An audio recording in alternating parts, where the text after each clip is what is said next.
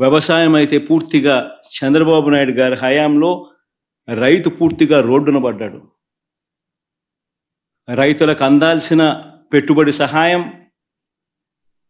20,000 ఇస్తానన్నాడు, ఇంతవరకు రూపాయిల. అంతవరకు రైతులకు మామూలుగా వ్యవసాయం మొదలయ్యే టయానికి గత ప్రభుత్వంలో మా హయాంలో వస్తూ ఉన్న రైతు భరోసా పెట్టుబడి సహాయం కూడా ఇవ్వకుండా ఎగరగొట్టాడు. రైతులకు పెట్టుబడికి సహాయం పోయింది, రైతులకు ఉచిత పంటల బీమా ఎగిరిపోయింది, రైతులకు ఈ క్రాపింగ్ లేదు.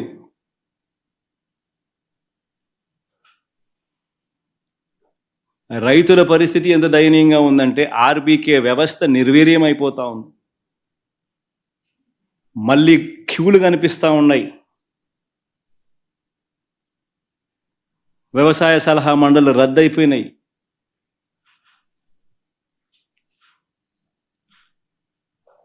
ఏ రంగం చూసుకున్నా కూడా తిరోగమనమే.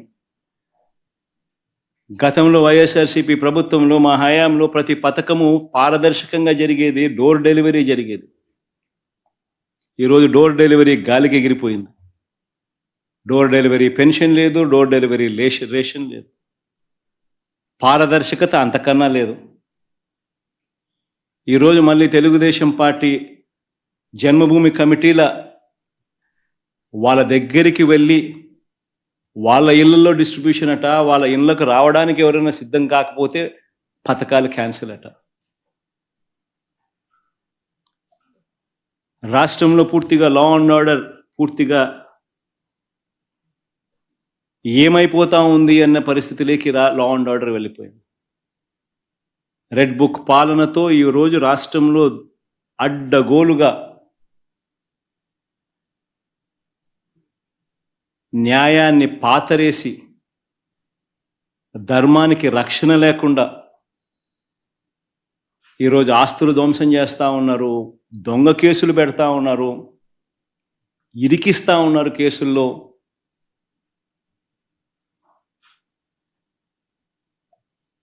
ఇష్టం వచ్చినట్టుగా రాజ్య పరిపాలన చేస్తూ ఉన్నారు. అన్ని రకాలుగా ఫెయిల్ అయిపోయిన ఈ ప్రభుత్వం చివరికి ప్రతి అతుగులోనూ డైవర్షనే, ప్రతి అడుగులోనూ డైవర్షనే. ఈ డైవర్షన్ పాలిటిక్స్ అన్నిటివి ఏ స్థాయిలో ఉన్నాయి అనేది ఒకసారి గమనిస్తే ఆశ్చర్యం కలిగించే విధంగా ప్రతి అడుగులోనూ డైవర్షనే కనిపిస్తుంది. ఎందుకనంటే ఒకసారి గమనిస్తే ఇదే పెద్ద మనిషి చంద్రబాబు నాయుడు గారి హయాంలో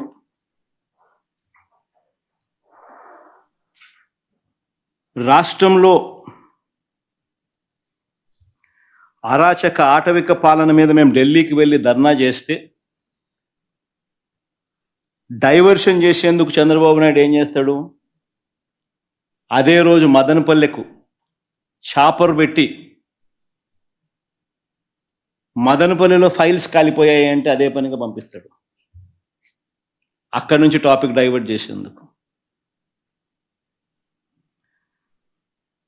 రాష్ట్ర వ్యాప్తంగా కూడా రెసిడెన్షియల్ స్కూల్స్లో కానీ, IIITలో కానీ, హాస్టల్లో కానీ, కాలేజీల్లో కానీ ఫుడ్ పాయిజన్ జరిగి, ఈవెన్ గోరుముద్ద కార్యక్రమంలో కూడా ఫుడ్ పాయిజనింగ్ జరిగి పిల్లలందరూ కూడా అన్యాయమైన పరిస్థితిలో ఫుడ్ బాగా లేదు అని చెప్పి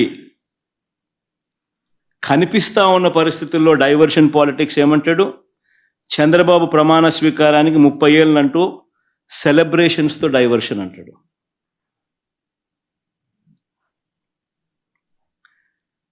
చంద్రబాబు నాయుడు స్కిల్ స్కామ్లో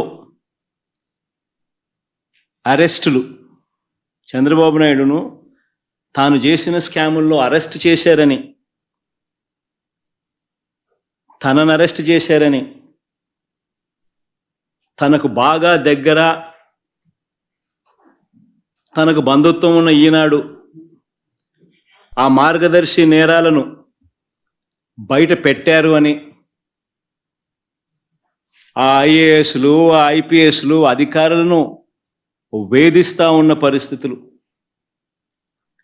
ఆ వేధింపులకు తాను పాల్పడతా ఉన్నాడు అని చెప్పి సర్వత్రా విమర్శలు వస్తూ ఉంటే దాన్ని డైవర్ట్ చేయడానికి కోసం అని చెప్పి మళ్ళీ ముంబై నుంచి ఒక సైడ్ ఆర్టిస్ట్ సినీ నటిని అడ్డు పెట్టుకుని ఒక స్టోరీ. ఆయన పేరు ఏం పేరు, జత్వానీనా ఏదో పేరు, కాదా, ఆయన పేరుతో మాదొక డైవర్షన్ స్టోరీ. విజయవాడలో మనమంతా కూడా చూసాం ఏ రకంగా అలర్ట్. వెడ్నెస్డే బుధవారం రోజు అలర్ట్ వస్తే శుక్రవారం సాయంత్రం నుంచి ముమ్మరంగా వర్షాలు పడతాయని అలర్ట్ వస్తే బుధవారము, గురువారము, శుక్రవారం మధ్యాహ్నం దాకా నీకు టైం ఉన్నా కూడా చంద్రబాబు నాయుడు గారు అనే వ్యక్తి తాను రివ్యూ తీసుకోకపోవడం వల్ల ఇరిగేషన్ సెక్రటరీ కానీ, రెవెన్యూ సెక్రటరీ కానీ, హోమ్ సెక్రటరీ కానీ వీళ్ళందరి ఆధ్వర్యంలో చీఫ్ సెక్రటరీతో ఒక రివ్యూ తీసుకొని వాళ్ళకి బాధ్యతలు అప్పచెప్పుంటే 60 మంది చనిపోయే ప్రమాదం ఉండేది కాదు అని తెలిసి ఇరిగేషన్ సెక్రటరీ ఫ్లడ్ కుషన్ తాను ఏర్పాటు చేసేవాడు, రెవెన్యూ సెక్రటరీ రిలీఫ్ క్యాంపులు తాను ఏర్పాటు చేసేవాడు, హోమ్ సెక్రటరీ లోతట్టు ప్రాంతాల్లో ఉన్న ప్రజలను రిలీఫ్ క్యాంపులకు షిఫ్ట్ చేసి ఉండేవాడు. ఇవేవి కూడా చంద్రబాబు నాయుడు చేయకపోవడం వల్ల విజయవాడలో ఏ రకంగా, విజయవాడనే కాదు ఏలేరు కూడా అదే రకంగానే మిస్మేనేజ్మెంట్, మ్యాన్ మేడ్ ఫ్లడ్స్ ఏ రకంగా క్రియేట్ చేసి ఏ రకంగా చంద్రబాబు నాయుడు అన్ని రకాలుగా ఫెయిల్ అయిపోయిన పరిస్థితి కనిపించిన నేపథ్యంలో దాన్ని డైవర్ట్ చేసేందుకు ఈ పెద్ద మనిషి చంద్రబాబు నాయుడు ప్రకాశం బ్యారేజీలో బోట్లంట, ఆ బోట్లతో బ్యారేజీని ధ్వంసం చేయడానికి ప్రయత్నించారంటూ ఇంకొక డైవర్షన్ టాక్టిక్.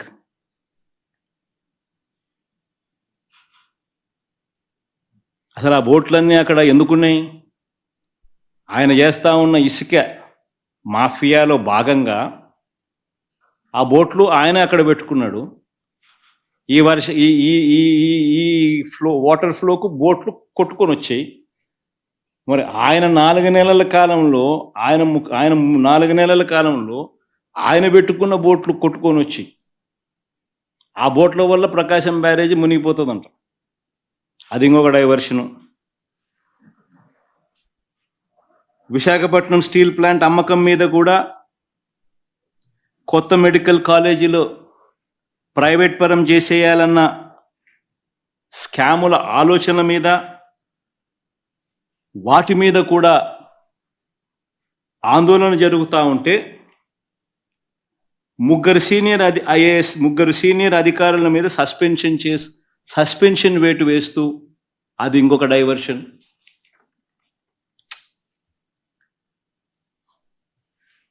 చివరికి 100 రోజుల పాలన మీద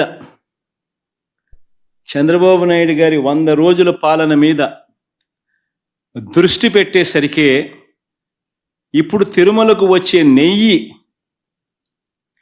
కల్తీ జరిగిందంటూ ఇంకో diversion.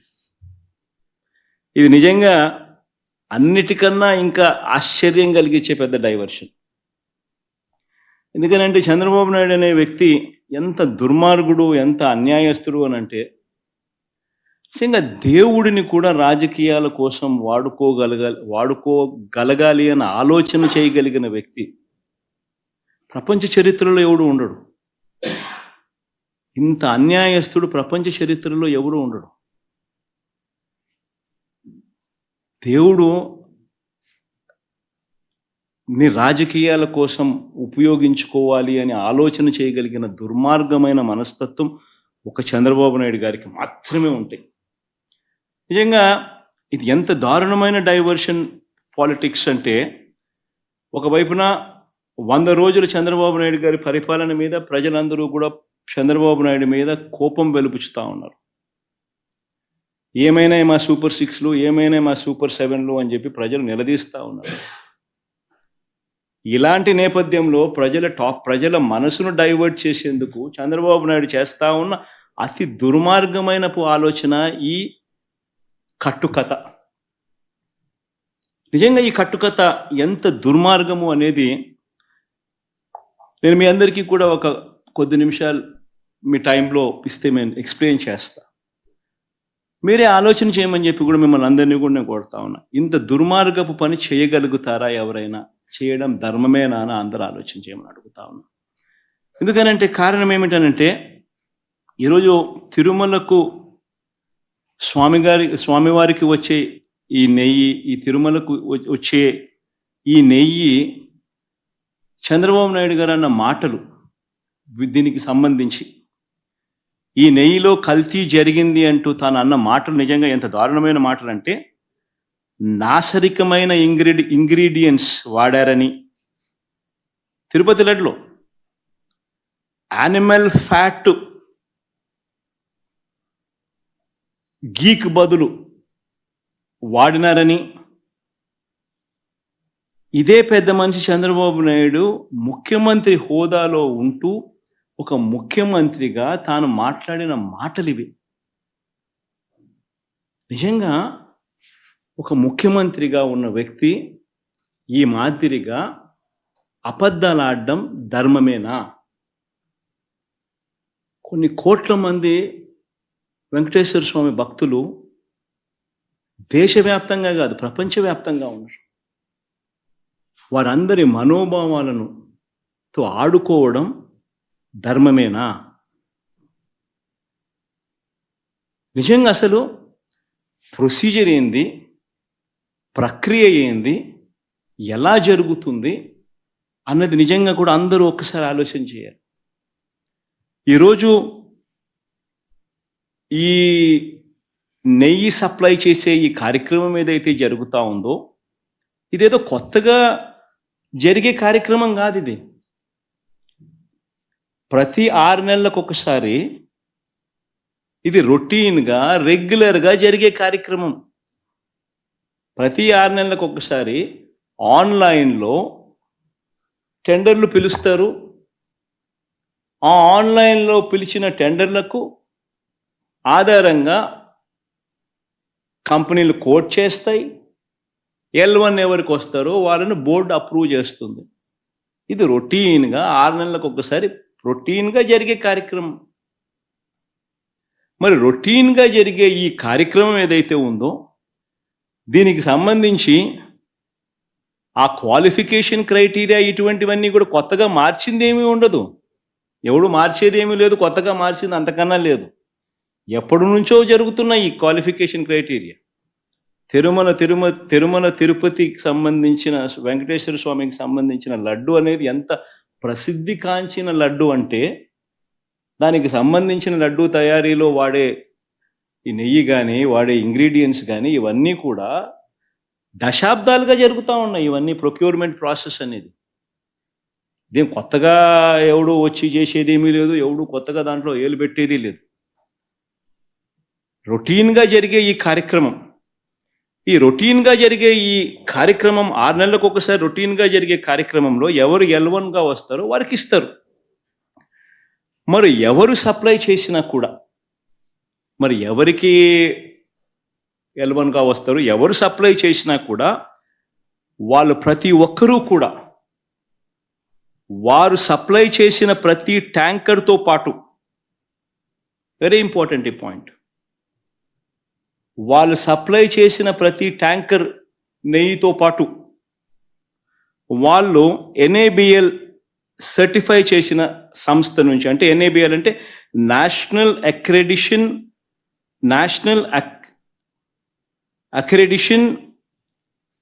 NABL national accreditation board for labs, national accreditation board for labs certify చేసిన సంస్థ నుంచి ప్రోడక్ట్ క్వాలిటీ సర్టిఫికేట్ తీసుకొని రావాలి.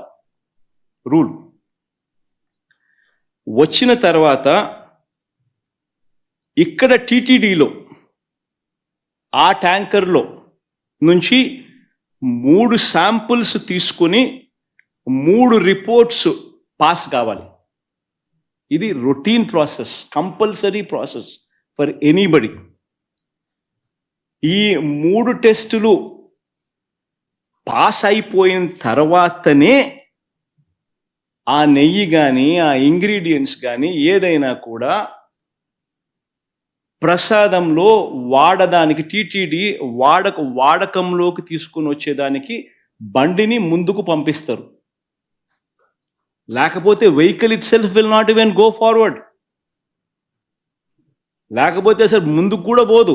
రిజెక్ట్ ఆ 3 శాంపుల్స్‌లో ఏది పాస్ కాకపోయినా కూడా అసలు నీకు అసలు శాంప్లింగే అసలు నీకు అసలు ఆ బండి ముందుకే పోదు. ఆపేస్తారు. రిజెక్ట్ చేసేసి వెనక్కి పంపించేస్తారు. దట్ ఈస్ ప్రక్రియ.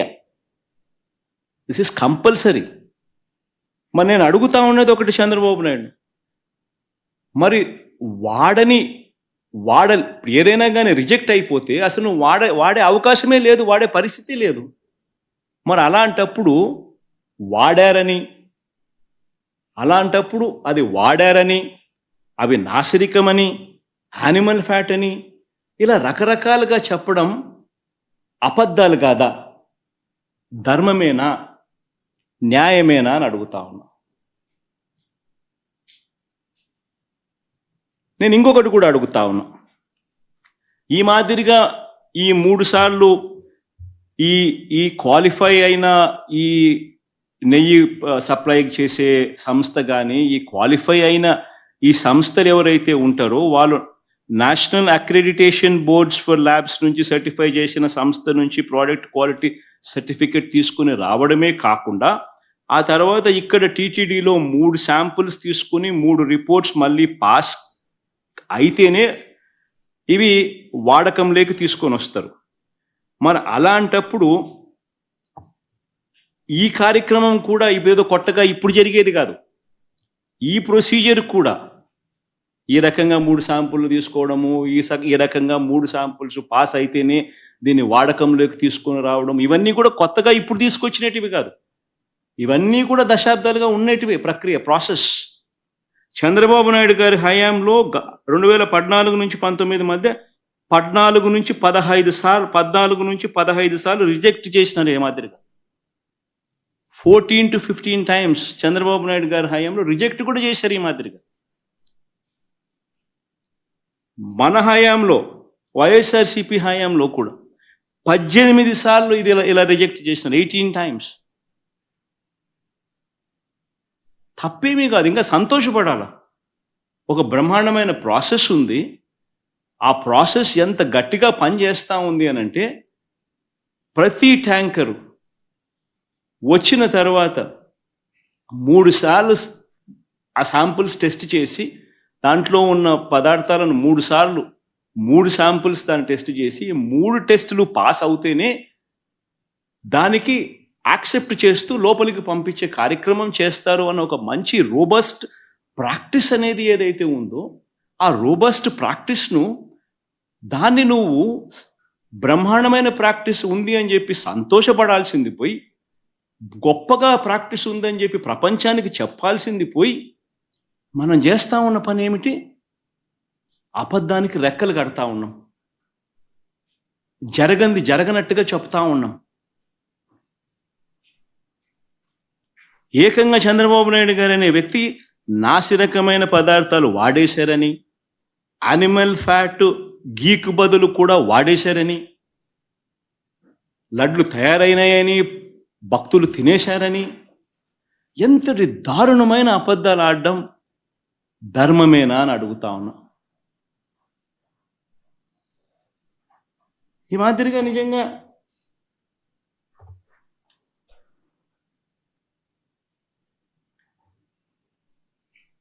ఆశ్చర్య కలిగించే విషయం ఇంకొకటి చెప్పాలి. అసలు ఈ రిపోర్టు, రిజెక్ట్ అయిన రిపోర్టు మొట్టమొదటిసారి జూలై 12వ తారీఖున, అంటే ఎవరి హయాంలో, ఎవరు ముఖ్యమంత్రి? జూలై 12వ తారీఖున శాంపుల్స్ తీసుకున్నారు. అంటే ఎవరు ముఖ్యమంత్రి, ఎవరి హయాంలో ఇది? చంద్రబాబు నాయుడు గారు సాక్షాత్తుగా ముఖ్యమంత్రిగా ఉన్న హయాంలో. ఆయన జూన్ 4న ఎన్నికల్లో రిజల్ట్స్ అయినాయి. జూలై 12 ఆయనే ముఖ్యమంత్రి. ఆయన ముఖ్యమంత్రిగా ఉండగా శాంపుల్స్ జూలై 12వ తారీఖున శాంపుల్స్ తీసుకున్నారు. వచ్చిన ట్యాంకర్, ఒక ట్యాంకర్ తిరుపతికి ఆ టైంలో వస్తే, ఈ నెయ్యి సప్లై చేసే ట్యాంకర్ వస్తే దాంట్లో నుంచి శాంపుల్స్ తీసుకున్నారు. ఈ శాంపుల్ను 17వ తారీఖున 17న అంటే వాళ్ళ టెస్టులన్నీ చేసి, ఆ 3 టెస్టులు అక్కడే వాళ్ళు చేస్తారు. చేసిన ఆ టెస్టులు సరిగ్గా రాలేదు కాబట్టి ఆ శాంపుల్స్ను 17వ తారీఖున ఎన్డీడీబీకి పంపించినారు, నేషనల్ డైరీ డెవలప్మెంట్ బోర్డుకు. వాళ్ళు 23వ తారీఖున రిపోర్ట్ ఇచ్చినారు.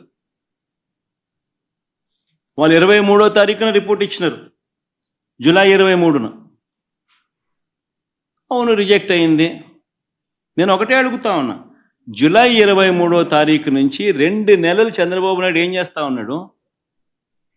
2 నెలల తర్వాత ఇప్పుడు చంద్రబాబు నాయుడు గారి 100 రోజుల పరిపాలన మీద అడ్వర్టైజ్మెంట్ ఇచ్చినప్పుడు ప్రజలు సూపర్ 6 ఏమైంది, సూపర్ 7 ఏమైంది అని చెప్పి ప్రజలు చంద్రబాబు నాయుడు నిలదీస్తా ఉన్నప్పుడు టాపిక్ డైవర్ట్ చేసేందుకు జూలై 23వ తారీఖున ఇచ్చిన రిపోర్టును ఇప్పుడు తీసి ఆ రిపోర్టును వక్రభాష్యం చేస్తూ ఆ రిపోర్ట్లో నుంచి ఈ మనిషి నోటికొచ్చినట్టుగా ఇష్టం వచ్చినట్టుగా అబద్ధాలు ఆడడం మొదలుపెట్టాడు. ధర్మమేనా అని అడుగుతా ఉన్నా. ఇంకొకటి ఆశ్చర్యకరమైన విషయం కూడా చెప్పాలి. ఆశ్చర్యకరమైన రిపోర్ట్ ఏంటంటే, పోనీ రిపోర్ట్ ఏమిటి అని ఒకసారి చూద్దాం. ఇది రిపోర్ట్.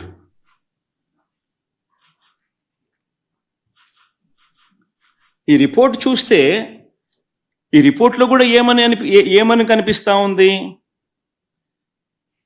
ఇది S value, standard S value ఇవి ఉండాలి. అయితే స్టాండర్డ్ ఎస్ వాల్యూ ఇవి కాకుండా ఇవి ఉన్నాయి అంటే డీవియేషన్ ఉంది, are falling out of the range. If any S value falls outside the corresponding limits, sample to contain foreign fat అని చెప్తా ఉన్నారు. However, under the circumstances listed before, a false positive result can be obtained అని కూడా చెప్తా ఉన్నారు. What are those kind of circumstances అని చూస్తే, if the sample is obtained from bovine milk other than cow's milk, if the sample is obtained from cows which received an exceptionally high feeding of pure vegetable oils such as repressed oil, cotton or palm oil, etc. Exception చెప్తా ఉన్నాను. Or if sample is obtained from cows suffering from serious underfeeding, or if the sample is obtained from cheeses, or if the sample is extracted by using the Gerber, Weibull, Berntrop or Schmidt, Bonsky, Rascal methods. అంటే ఇవి exceptions కూడా ఉంటాయి అని కూడా చెప్తా ఉన్నారు. నేను చెప్పేది ఒకటే చెప్తా ఉన్నా, ఏదైనా కానీ ఒక రోబస్ట్ ప్రక్రియ టీటీడీలో ఉంది అని చెప్పడానికి సంతోషపడాలి, గర్వపడాలి. టీటీడీ అన్న దేవాలయం అన్నది, టీటీడీలో తయారయ్యే లడ్డు అన్నది, స్వామివారికి దగ్గర తయారయ్యే ఈ కార్యక్రమం అనేది ప్రసిద్ధి కాంచిన గొప్ప పరిణామం అని చెప్పాలి. టీటీడీలో ప్రాక్టీస్ చేస్తూ ఉన్న ప్రాక్టీసెస్ ఎంత గొప్పవి అని చెప్పి ఇంకా మనం పొగుడుకోవాలి. కానీ మనమేం చేస్తూ ఉన్నాము? ఒక రోబస్ట్ ప్రక్రియ ఉంటే ప్రతి వెహికల్ను సప్లై చేసే ప్రతి వెహికల్ వాళ్ళ సర్టిఫికేట్ తీసుకొని రావడమే కాకుండా, టీటీడీ ఆ ప్రతి వెహికల్లో నుంచి 3 శాంపుల్స్ తీసి ఆ శాంపుల్స్ పాస్ అవుతేనే నీకు లోపలికి పోయేదానికి పర్మిషన్ ఇస్తూ టీటీడీలో లడ్లు తయారు చేయడానికి ఉపయోగపెట్టే పరిస్థితి ఉంది అని చెప్పి తెలిసినప్పుడు, ఇంత గొప్ప ప్రాక్టీస్ ఉన్నప్పుడు, ఇంత గొప్ప పరిస్థితి ఉన్నప్పుడు క్రెడిట్ తీసుకోవాల్సింది పోయి మనం ఏం చేస్తూ ఉన్నాము? అబద్ధానికి రెక్కలు కడతా ఉన్నాం. రెక్కలు కడుతూ ఇవన్నీ శాంపుల్స్ ఇవన్నీ టెస్టుల్లో ఫెయిల్ అయినా కూడా వాడేసినారు, లడ్ల కింద తయారీ చేసేసినారు, ప్రజలకై భక్తులకై పంచిపెట్టినారు, భక్తులు అలాంటి లడ్లు తిన్నారు అనే ఒక ముఖ్యమంత్రి స్థానంలో ఉన్న వ్యక్తి టీటీడీ వెంకటేశ్వర స్వామి గుడిని అపవిత్రత పాలు చేస్తూ అక్కడ తయారు చేసే ప్రక్రియను అభాస్పాలు చేస్తూ మన గుడిని, మన వెంకటేశ్వర స్వామిని మనం తగ్గించుకుంటున్నాం.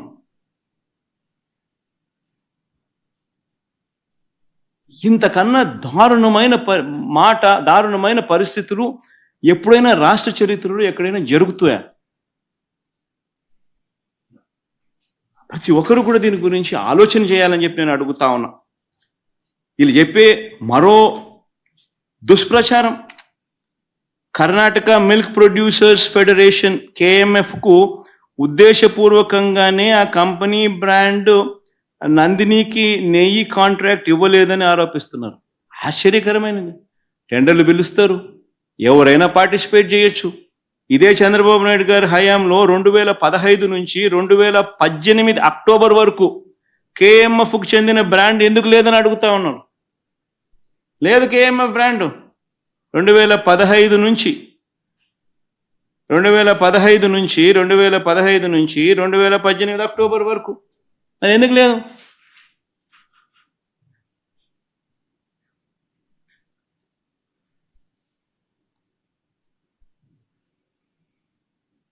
ఇంకొకటి ఆశ్చర్యకరమైన విషయం, National Dairy Development Board report July 23 అంటే 2 months బిఫోర్ రిపోర్ట్ వస్తే ఏ అధికారి వివరణ ఇవ్వకుండానే 2 నెలల తర్వాత టీడీపీ ఆఫీస్లో, తెలుగుదేశం పార్టీ ఆఫీస్లో ఆ రిపోర్ట్ రిలీజ్ చేస్తారండి.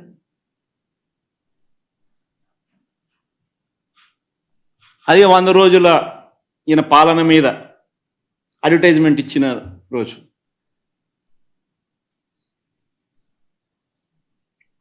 అసలు తిరుపతి తిరుమల దేవస్థానంలో నిజంగా మనం వచ్చిన తర్వాత, వైఎస్ఆర్సీపీ ప్రభుత్వం వచ్చిన తర్వాత ఎన్ని విప్లవాత్మక మార్పులు ఇంకా తీసుకొచ్చాం.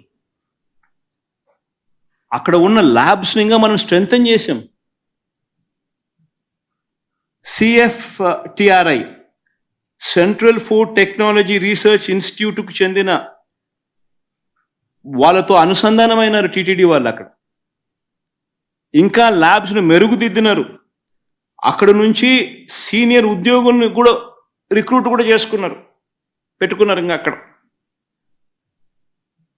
ప్రతి అడుగులోనూ కూడా టీటీడీ బోర్డు అనేది నిజంగా ఒక విశిష్టమైన బోర్డు. టీటీడీ బోర్డు అన్నది నాకు క్యాబినెట్ కూర్పు చేయడం ఈజీ, టీటీడీ బోర్డు కూర్పు చేయడం ఇంకా కష్టం. నిజంగా అంత కష్టమైన కార్యక్రమం. ఎందుకనంటే టీటీడీ బోర్డుకు రికమెండేషన్స్ ఒక్కరి దగ్గర నుంచి రావు. కేంద్ర మంత్రుల దగ్గర నుంచి చుట్టుపక్కల రాష్ట్రాల ముఖ్యమంత్రుల వరకు, చుట్టుపక్కల రాష్ట్రంలో ఉన్న ప్రతిపక్ష పార్టీలు సైతం టీటీడీ బోర్డు మెంబర్షిప్ కోసం అడుగుతారు, ఫోన్ చేస్తారు, రిక్వెస్ట్ చేస్తారు. అంత కష్టమైన కార్యక్రమం అది. అంటే వాళ్ళ రాష్ట్రాలలో విశిష్టమైన మనుషులు, అంటే కేంద్రం దృష్టిలో కూడా విశిష్టమైన మనుషులు, ఇంపార్టెంట్ పీపుల్, ప్రసిద్ధి కాంచిన మనుషులు, ఇటువంటి వాళ్ళందరూ బోర్డులో సభ్యులు అవుతారు. ఆ బోర్డు కూర్పు చూస్తే అటువంటి విశిష్టమైన వాళ్ళందరూ బోర్డులో సభ్యులు. వాళ్ళందరూ రాటిఫై చేస్తారు దీన్ని. ఈ టెండర్ల ప్రక్రియను రాటిఫై చేసేది board. Government of Andhra Pradesh does not get involved in TTD matters. It's autonomous body. The board takes decisions.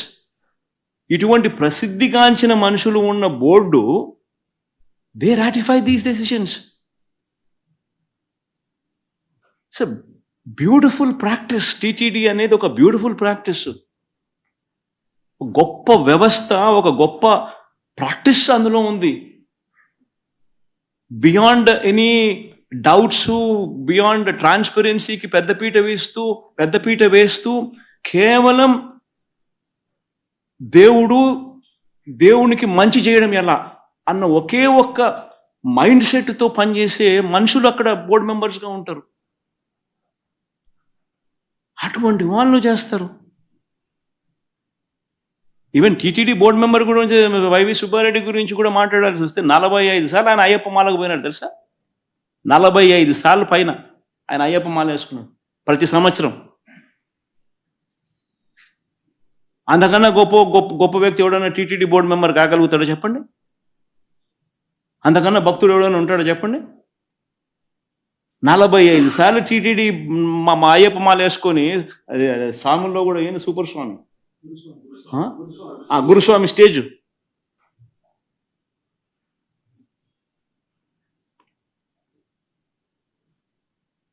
Karunakar Reddy కూడా ఈక్వలీ రెప్యూటెడ్ మ్యాన్.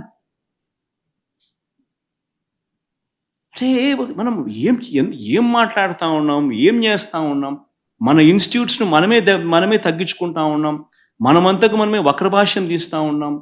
మనమంతకు మనమే మన ఇన్స్టిట్యూట్స్ను, మన స్వామిని, మన దేవుణ్ణి తగ్గించుకుంటా ఉన్నాం. బయట ప్రపంచానికి రాంగ్ మెసేజ్ మనం పంపిస్తూ ఉన్నాం. ఇంత గొప్ప ప్రాక్టీసెస్ ఉన్నాయనే దానికి చెప్పుకోలేక, ఉన్నది చెప్పుకోవడం ఇష్టం లేక, కేవలం బురదయ్యాలన్న ఆలోచనతో, దుర్బుద్ధితో మనం ఏం చేస్తూ ఉన్నాం? ఒక్క చంద్రబాబు నాయుడు మాత్రమే చేయగలుగుతాడు ఇట్లాంటి కార్యక్రమాలు. అది ఆంధ్ర రాష్ట్రం చేసుకున్న దౌర్భాగ్యం.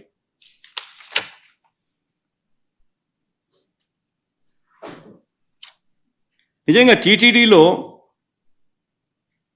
వైఎస్ఆర్సీపీ వచ్చిన తర్వాత జరిగిన అనేక మంచి కార్యక్రమాలు, ఒకటి కాదు, రెండు కాదు, అనేక మంచి కార్యక్రమాలు జరిగాయి. వైఎస్ఆర్సీపీ ప్రభుత్వం వచ్చిన తర్వాతే నవనీత సేవ మొదలుపెట్టాం. దీనికోసం స్వచ్ఛమైన ఈ నవనీత సేవ మొదలైంది. దీనికోసం స్వచ్ఛమైన నెయ్యి తయారీకి కొండ మీద ప్రత్యేక గోశాలను కూడా పెట్టాం. శ్రీవారి ఆలయంలో అర్చకుల జీతాలు రెట్టింపు చేశాం.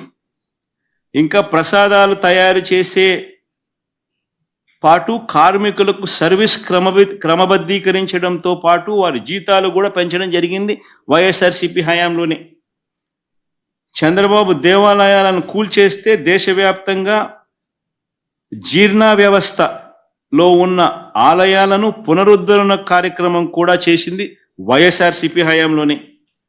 అమరావతిలో ఆలయాన్ని కట్టినా అది వైఎస్ఆర్సీపీనే.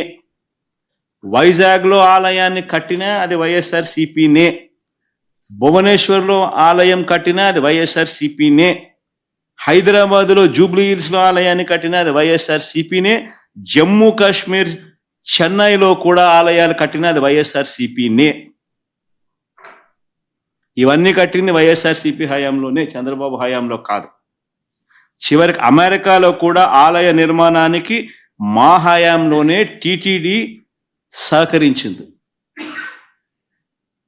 స్వామివారి దర్శనానికి వచ్చే భక్తులకు సేవలు అందిస్తా ఉన్న ఉద్యోగులకు మరింత తోడుగా నిలిచేందుకు 9,000 మంది ఉద్యోగులకు ఇళ్ల పట్టాలు ఇచ్చింది కూడా వైఎస్ఆర్సీపీ ప్రభుత్వమే.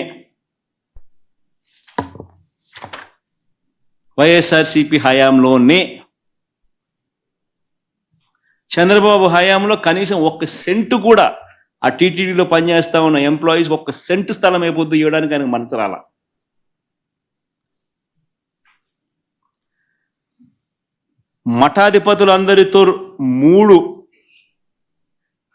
మఠాధిపతులందరితో కూడా విద్వత్ సదస్సులు నిర్వహించింది కూడా మేమే. 3 సార్లు నిర్వహిస్తే 2 సార్లు వైఎస్ఆర్ గారు నాన్నగారి హయాంలో నిర్వహిస్తే ఒకసారి మన హయాంలో జరిగింది. ఎప్పుడు చంద్రబాబు నాయుడు హయాంలో ఇటు మధ్య ఇలా ఇలా ఇలా మఠాధిపతులతో విద్వత్ సదస్సులు నిర్వహించే కార్యక్రమం ఎప్పుడు జరగల. ఏ రకంగా చూసుకున్నా కూడా ఏదైనా మంచి జరిగింది అని అంటే అది జరిగింది వైఎస్ఆర్సీపీ ప్రభుత్వ హయాంలోనే అని చెప్పడానికి ఇవన్నీ కూడా ఎగ్జాంపుల్స్. ఇవన్నీ కూడా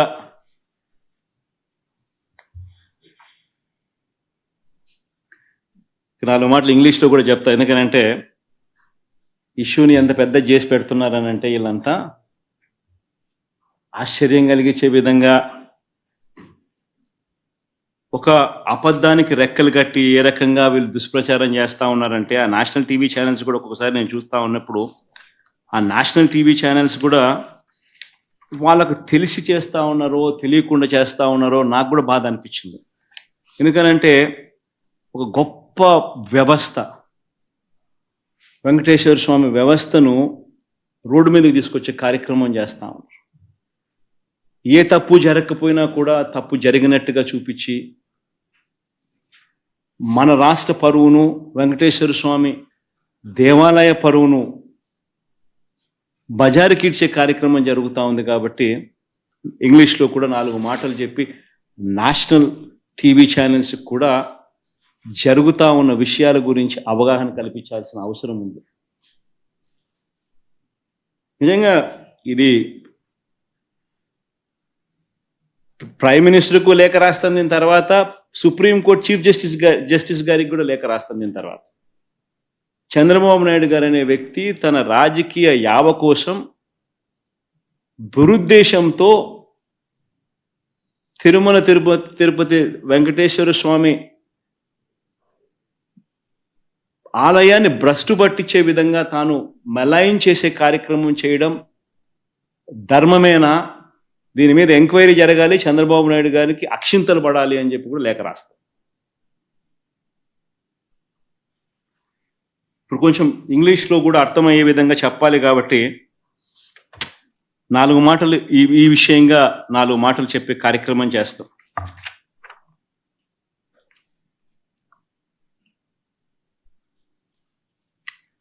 This so-called controversy concerning our temple is very unfortunate. The worst part is, why did Chandrababu Naidu resort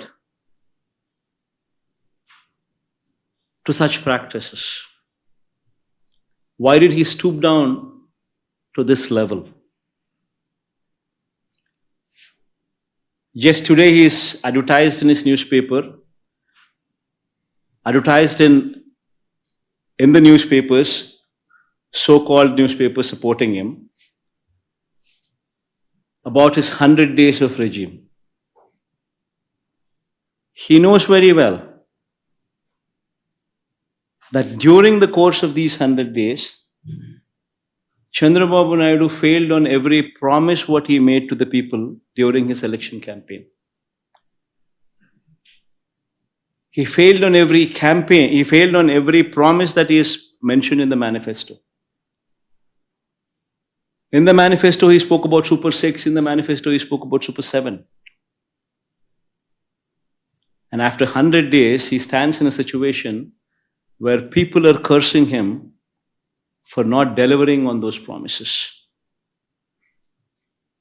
And to divert people's attention from this act of his, he had stooped down to the extent of tarnishing the image and reputation of our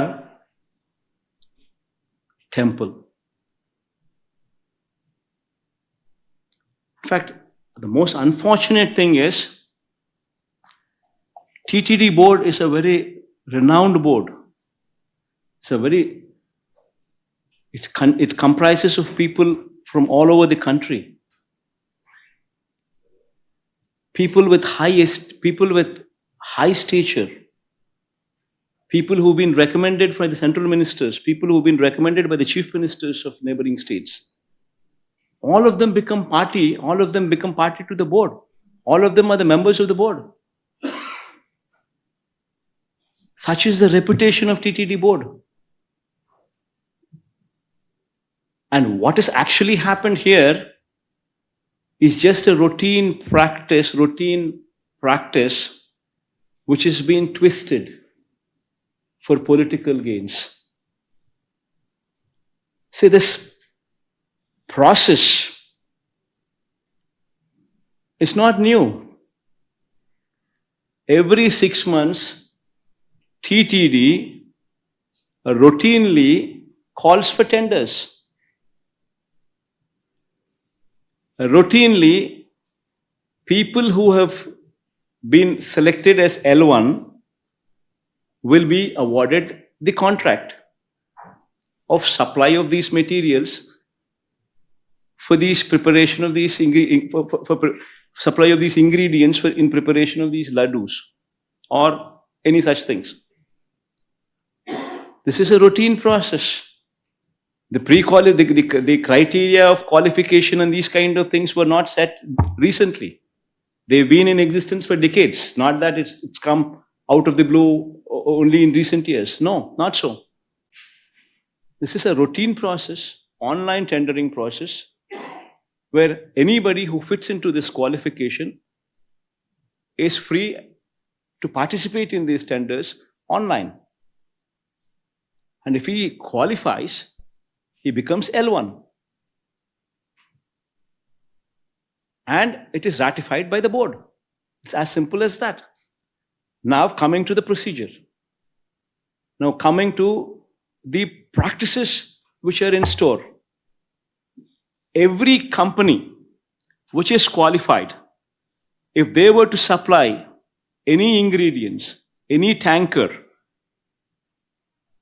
they would have to ensure that every tanker what they supply would have to be carrying NABL certificate, National Accreditation Board for Labs certificate, whatever this board, National NABL certify, whatever certificate these people give them, that certificate on product quality would have to be obtained with every tanker these people bring. And the process doesn't stop there. When these people come, when this tanker comes with this particular accompanied certificate, then after that, TTD also mandatorily conducts 3 tests, collecting 3 samples from every tanker. This is mandatory, compulsory. And all the 3 tests conducted by TTD, only when they pass out, then only then the tanker is good to go into the temple, and where the ingredients could be used to make laddus or different kinds of prasadams, what will later be distributed to the devotees. If any tanker fails on any of these tests, even if one test goes wrong, the tanker is stopped. Tanker is not permitted to go inside. Forget about anything else. Forget about consumption. It is not even permitted to go inside. It is rejected. This is the practice in TTD. And this is not something new. This has been going on for decades. This is a robust practice which is in place. And unfortunately, because of this practice which is in place, yet the chief minister chose to speak lies. This is the most unfortunate thing. Even during Chandrababu's regime, during 2014 to 19, 14 to 15 times, tankers were rejected during his regime as well. And during our regime also, 18 times, 2019 to 24, 18 times samples were rejected. Tankers were stopped. They were not permitted to go in. It's a normal practice, compulsory testing practice. Somebody would have to go through the process of this testing, and only after they clear the testing process, the vehicle is permitted to go inside. This is a normal practice. Even in this particular case, when the rejection took place, when was the sample collected? It was collected on July 12th. Who was the chief minister then? On July 12th. It was Chandrababu Naidu who was the chief minister on July 12th when the sample was collected. And then the sample was tested, rejected. Then a sample on 17th was also sent to NDDB, which is also routine practice. Then the report came from NDDB on 23rd of July. So from 23rd of July till now, which is 2 months,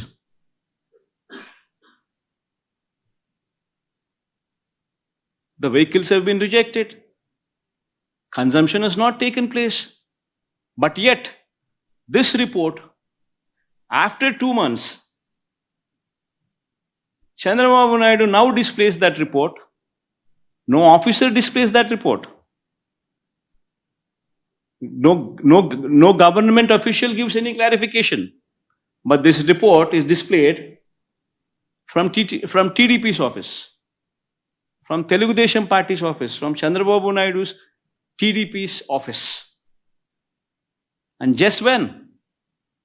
On the 100th day of his governance, when people are trying to question him on why he had failed on the manifesto promises, when people are questioning him sincerely, to divert the topic, this man from TDP's office delivers this certificate.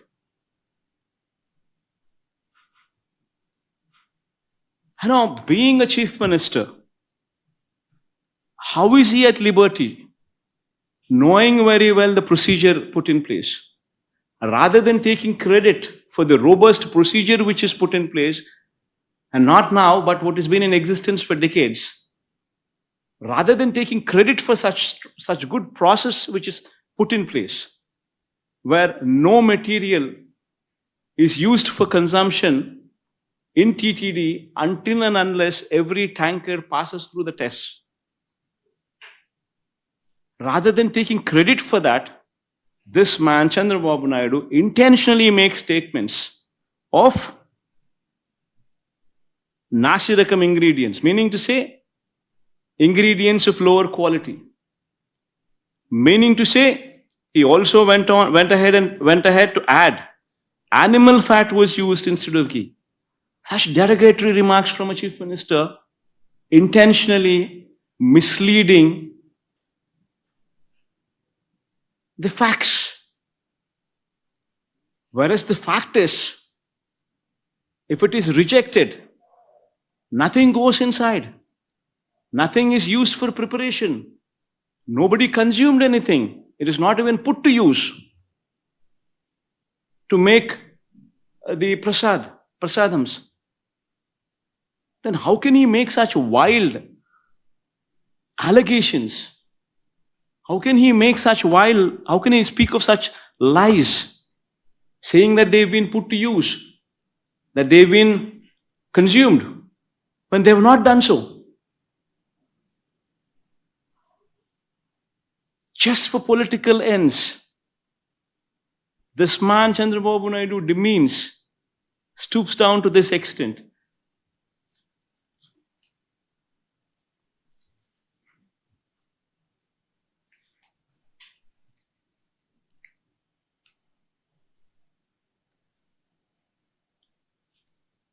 In fact, this is one particular clarification that the entire national media, I urge them to please carry this clarification. Because what Chandrababu Naidu has done is something what is not right. And what national media also unknowingly carrying the news item, what they're doing is also not right. Please project the facts. Please understand the facts. Please know for yourself what has happened. And then please confirm those facts. Because crores of people, crores of devotees, unknowingly hearing your news will be carrying a wrong print of what is happening there in TTD. TTD stands for high practices. The practices in TTD are world renowned. World renowned, I repeat that word. The practices which are being pursued in TTD. The board in the TTD is also the most pristine board the country could ever find.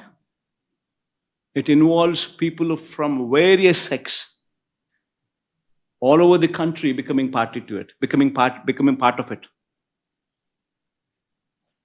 The practices are so robust that none can do a mistake there, and it's an autonomous body. The government has no involvement in it, and yet we take pride in the operations of the board, because the board is the practices in those practices practiced in TTD are such renowned practices. So please understand the situation, take clarity on the situation, and then try and project what is to be projected, rather than getting carried away with the drama what Chandrababu Naidu is trying to do for his own political ends. Thank you. Sir Andhraprabha నుంచి మస్తాన్ రావు sir.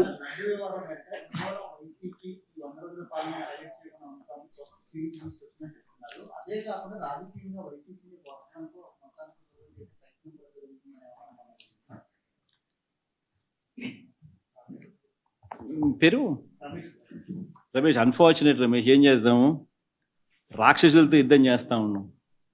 ఓ ఈనాడు, ఆంధ్రజ్యోతి, ఓ TV5, ఓ చంద్రబాబు, వీళ్ళంతా ఒక ఉన్మాదస్తులు, ఉన్మాదంతో బాధపడతా ఉన్నారు.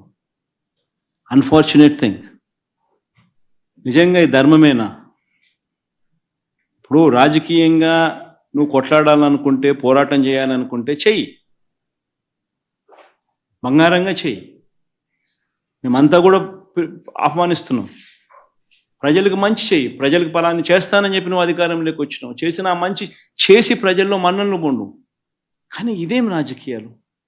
ఒక అబద్ధాన్ని సృష్టించడం, ఆ అబద్ధాన్ని అమ్మడం, ఆ అబద్ధం ద్వారా మనుషుల మీద బురద జల్లడం, ఎంతవరకు ధర్మం ఇది?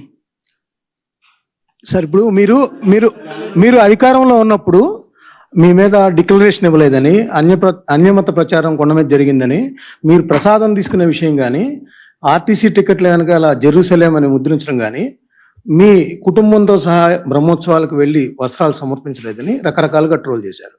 ఇప్పుడు మీరు అధికారం పోయి ప్రతిపక్షంలోకి వచ్చిన తర్వాత యానిమల్ ఫ్యాట్ గతంలో మీ హయాంలో జరిగిందని, అదేవిధంగా విజిలెన్స్కి సంబంధించి వందల కోట్ల రూపాయలు టీటీడీలో అక్రమాలు జరిగాయని చేస్తున్నారు. ఇదంతా ఎలా చూస్తారు? అంటే మీరు క్రిస్టియన్ అని ఈ విధంగా వాళ్ళు పాల్పడుతున్నారా, లేదా ఒక బలమైన పార్టీని దెబ్బతీయటానికి చేస్తున్నారా? ఇప్పుడు నేను చెప్పినటువన్నీ నిజాలా అబద్ధాలా అన్నది మీరంతకు మీరే. నేను మీ అందరికీ కూడా ఒకటే విజ్ఞప్తి చేస్తా ఉన్నా. నేను మాట్లాడే ప్రతి మాట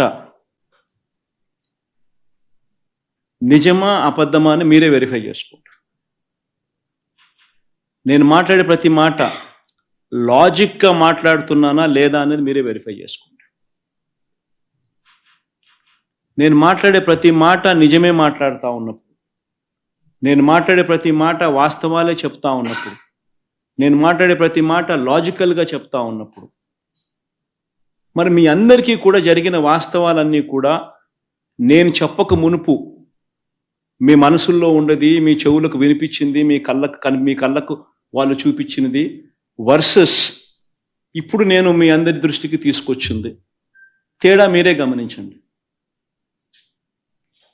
తేడా గమనించిన తర్వాత నేను మిమ్మల్ని అందరినీ కూడా కోరేది ఒకటి, రాజకీయాలు ఈ మాదిరిగా చేయడం ధర్మమేనా? రాజకీయాలు ఈ మాదిరిగా చేయడం న్యాయమేనా అని స్ట్రైట్గా నేను మీ మనస్సాక్షిని ఈ మాట అడగండి అని మిమ్మల్ని కోరుతాం. Ask yourself, is this how you want politics to be? అడగండి. ధర్మం కాదు, న్యాయం కాదు. రాజకీయాలు చేయాలనుకుంటే ఏదైనా స్ట్రైట్గా చేద్దాం. సార్, మెడికల్ కాలేజీని ప్రైవేట్ పరం చేయడానికి స్కామ్ ఉందంటున్నారు. ఎలాంటి స్కామ్ ఉందని? మెడికల్ కాలేజీలు నిజంగా కూడా 8,400 కోట్లకు సంబంధించిన బడ్జెట్కి అయ్యే ఖర్చులో ఆల్రెడీ స్థలాలు ప్రొక్యూర్ చేసినారు, అయిపోయింది. 2,400 కోట్ల రూపాయలు పెట్టుబడులు కూడా పెట్టడం జరిగింది. బిల్డింగులన్నీ కూడా చాలా చోట్ల అడ్వాన్స్డ్ స్టేజ్లో ఉన్నాయి. 5 చోట్ల మెడికల్ కాలేజీలు ఆల్రెడీ స్టార్ట్ అయిపోయినాయి. ఇంకొక 5 చోట్ల పూర్తిగా ఈ సంవత్సరము మనం కట్టిన బిల్డింగులు చూపిస్తే వాళ్ళు సీట్లు ఇచ్చే పరిస్థితి కూడా రెడీగా వాళ్ళు ఆల్రెడీ చెప్పడం జరిగింది. మరి అటువంటి పరిస్థితిలో ఉన్న ఈ మెడికల్ కాలేజెస్ను, గవర్నమెంట్ మెడికల్ కాలేజెస్ను నువ్వు అమ్మేయడానికి సిద్ధపడితే, ప్రైవేటైజ్ చేయడానికి సిద్ధపడితే దాని అర్థం ఏంటి?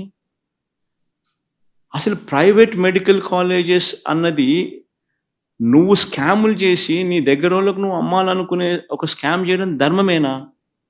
అసలు ప్రతి జిల్లాలోనూ ఒక మెడికల్ కాలేజ్ వస్తే దానివల్ల జరిగే మంచి ఏమిటి తెలుసా? ప్రతి జిల్లాలోనూ ఒక సూపర్ స్పెషాలిటీ హాస్పిటల్ వస్తుంది, టెరిషరీ కేర్ ఇంప్రూవ్ అవుతుంది. ఎప్పుడైతే ప్రతి జిల్లాలోనూ ఒక సూపర్ స్పెషాలిటీ హాస్పిటల్ గవర్నమెంట్ రంగంలో ఎప్పుడైతే కాంపిటేటివ్గా ఉంటుందో, అప్పుడు ప్రైవేట్ రంగంలో ఉన్న వాళ్ళు ఇష్టం వచ్చిన రేట్లు వేసి ప్రజలను ఇబ్బందులు పాలు చేసే కార్యక్రమం చేయలేరు. ఎందుకంటే గవర్నమెంట్ రంగంలో ఉన్న ఈ సూపర్ స్పెషాలిటీ హాస్పిటల్, ఈ మెడికల్ కాలేజు, ఈ మెడికల్ కాలేజ్ ఏదైతే ఉందో that will become the super speciality hospital which is going to be competitive. ఈ కాంపిటీషన్ అనేది ఎప్పుడైతే ఉంటుందో అప్పుడు ఈ ప్రైవేట్ హాస్పిటల్స్ ఇష్టం వచ్చిన రేట్లు ఛార్జ్ చేసి పేదవాడిని ఇబ్బందులు పాలు చేసే కార్యక్రమం జరగదు. అది ఒక అడ్వాంటేజ్ అయితే, రెండో advantage the number of seats it will add. ప్రతి మెడికల్ కాలేజు 150 సీట్లు అదనంగా యాడ్ అవుతాయి. ఇందులో ఈ అదనంగా యాడ్ అయ్యే ఈ ప్రతి మెడికల్ కాలేజ్ సీటు ఆ హాస్పిటల్లోనే ఖర్చు అవుతుంది. ఆ హాస్పిటల్కే పెడతారు, ఆ మెడికల్ కాలేజ్ కోసమే ఖర్చు పెడతారు. ఆ కాలేజ్ బతుకుతుంది, ప్రైవేట్తో గొప్పగా కాంపిటీషన్ నిలబడగలుగుతుంది. పిల్లలకు మేలు జరుగుతుంది, ప్రజలకు మేలు జరుగుతుంది. అలాంటి దాన్ని నువ్వు నీ స్కాముల కోసం అమ్మాలనుకోవడం ఎంత మటుకు ధర్మం?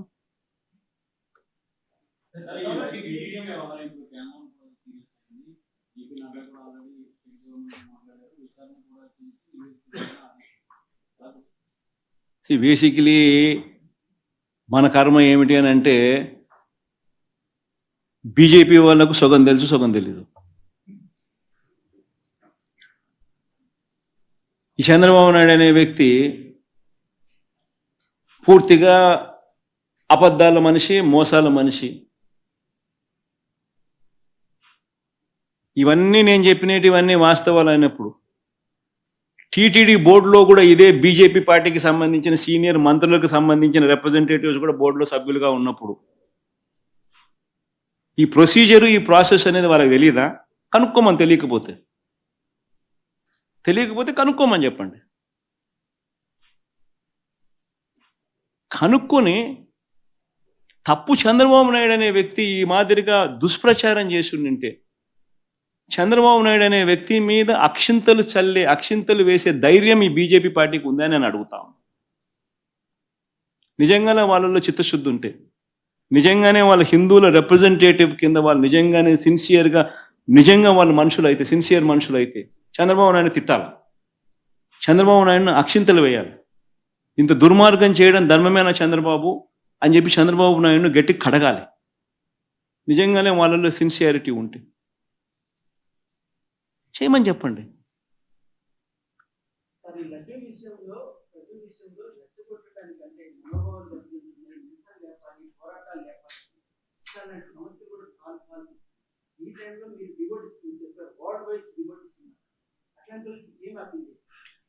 తెలియని వాళ్లకు ఏం జరుగుతా ఉందో మిస్లీడ్ అయిపోయినప్పుడు ఎవరికైనా కానీ భావోద్వేగాలు పెరుగుతాయి.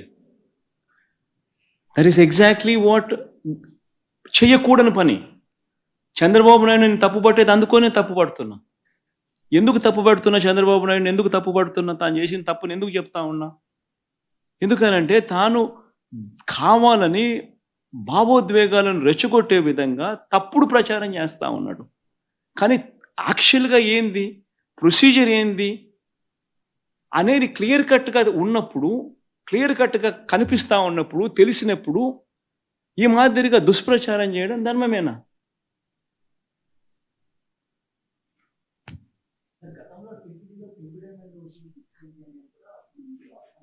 రమేష్,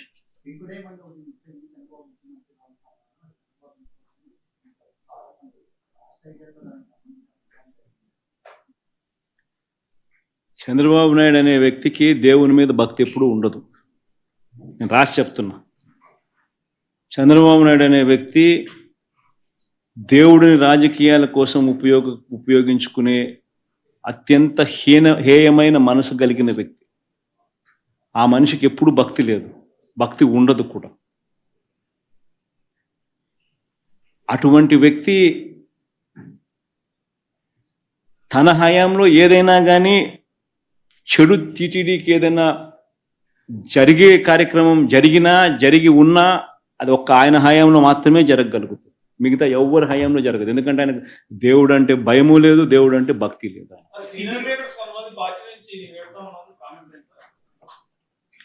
ఎవరు పోతా ఉన్నారమ్మా? యా సీనియర్ లీడర్ పోతా ఉన్నాడు. ఏమవుతుంది? నీళ్ళు ఏమవుతుంది? ఇంకోరు వస్తారు. దుర్గా, అల్టిమేట్గా ఒకటి గుర్తుపెట్టుకోవాల్సింది ఏంటంటే దుర్గా, ఎప్పుడైనా కూడా ఒకటి గుర్తుపెట్టుకో,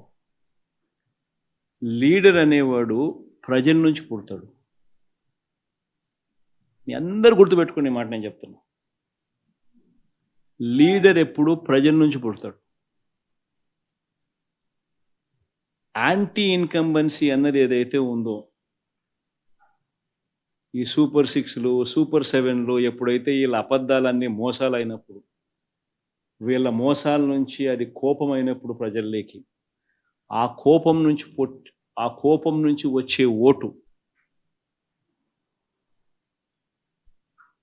ఎవరినైనా కాల్చేస్తుంది.